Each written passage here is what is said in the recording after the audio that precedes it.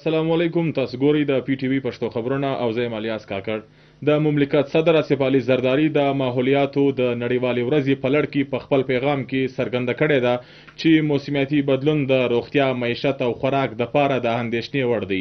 پاکستان د کلایمټ ایکشن پلان پیاوړې اراده لري او ماحولیاتي ساتنه ته په قومي کړنلاره کې د بنیادي ارزښت ورکولو اړتیا ده. د راروانو نسلونو دپاره د خوندي او تلپاته ماحول ورکول ډېره درنه ذمهداري ده. د بلوچستان وزیر اعلی د ماحولیاتو د نړیوالې ورځې پر مهال په خپل پیغام کې ویلي دي چې د ماحولیاتو ساتنه د انساني بقا او راروانو نسلونو د ښه سباوون باور ورکوي. هغه وویل چې د موسمیاتي بدلون د اوبو کمبود پوره کولو او د ماحولیاتي ستونزو تر لتېرولو دپاره په ګډه چارې ترسره کول ضروري دي. د بلوچستان وزیر اعلی وویل چې ګرین بلوچستان پروګرام شجرکاري مهم د جنیفر ځنګلونو ساتنې او د اوبو و منصوبو ته ځانګړې پاملرنه ترسره کیږي. وزیر اعلی له ولس څخه غوښتنه کړې ده چې لږ تر لږه دې هر سړی په خپل کور کې یو نیالګی کښیږدي او اوبه دې بې ځایه نه ګاروي چې د یو زرغونه او ماحول دوست بلوچستان ارمان پوره کړل سي. د پاکستان پیپلز پارټي مرکزی مخوري او د قومي اسمبلی مخنی غړی روبینا عرفان او ډسټریکټ کونسل کلات چیرمن آغا عرفان حمدزی د خان میر حمد یار خان پریس کلب کلات دوره وکړه.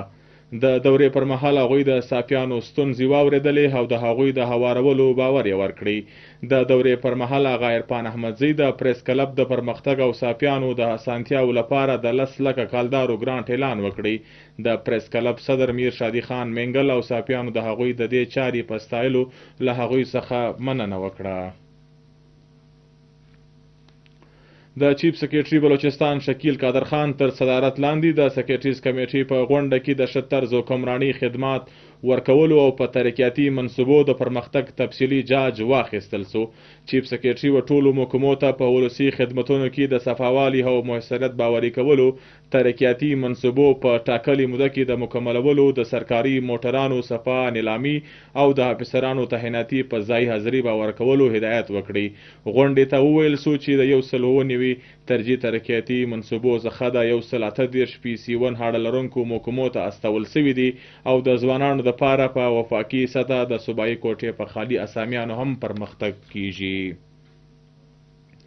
د بلوچستان د صوبایي الیکشن کمیشنر علي اصغر سیال په صدارت کې د صوبایي هوټر ایجوکیشن کمیټې غونډه ترسره سوه، په کوم کې چې د نادرا پوهنتونونو، لوکل ګورنمنټ، سوشل ویلفیر او د سیول سوسایټي استازو ګډون وکړي. په غونډه کې په انتخابي عمل کې ولسي ګډون زیاتولو، د میرمنو، ځوانانو او بېوزله ډلو اثر لرونکو غړیتوب باوري کولو او د ښځو د شناختي کارډونو د اجرا لپاره د موبایل رجسټریشن نظام نور په حاله کولو او د مستند ډیټا په بنسټ باندې جامع کړنلاره پرانستلو باندې ټینګار وکړي. د هایر ایجوکیشن کمیشن پاکستان چیرمن پروفیسر ډاکټر نیاز احمد اختر د بلوچستان پوهنتون دوره وکړه او د وزیر اعظم لیپټاپ سکیم په رڼا کې په جوړ شوي غونډه کې ګډون وکړي. په غونډه کې هغه وټاکل سوو لوستونکو نجونو او هلکانو ته لیپټاپونه ور وویشل او د NNQH د افیشل ویب سایټ پرانستنه هم وکړه. غونډې ته د وینا پر مهال د HEC چیرمن د بلوچستان پوهنتون په زده کړو او څېړنو کې پرمختګ د وایس چانسلر ډاکټر ظهور احمد بازی په مشرۍ کې ترسره سوي سمون چارې وستایلې. د غونډې په پای کې و درانه میلمانه ته شیلډ وړاندې کړل سو. په بلوچستان پوهنتون کوټه کې د هایر ایجوکیشن کمیشن پاکستان چیرمن پروفیسر ډاکټر نیاز احمد اختر د روزنې په 15 ورځنۍ غونډه کې ګډون وکړي و ګډون کوونکو ته سندونه ورکړل. د روزنې دغه پروګرام د بلوچستان پوهنتون او لورلايي پوهنتون د انتظامی افسرانو په کاریواک منیجمنت او د هبلاغ په حیزیرکتیا کې د ښېګړې لپاره د نیشنل اکیډمي اف هایر ایجوکیشن HEC اسلام آباد او یونیورسټي ټریننګ ډیولپمنټ سنټر په ګډون سره ترسره سو.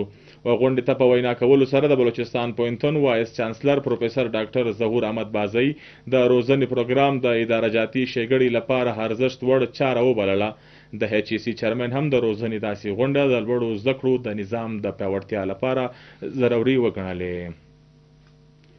او اوس له دې سره سم د پښتو خبرونه پای ته ورسېدل او موږ ته راکړئ اجازت د لوی الله په امان.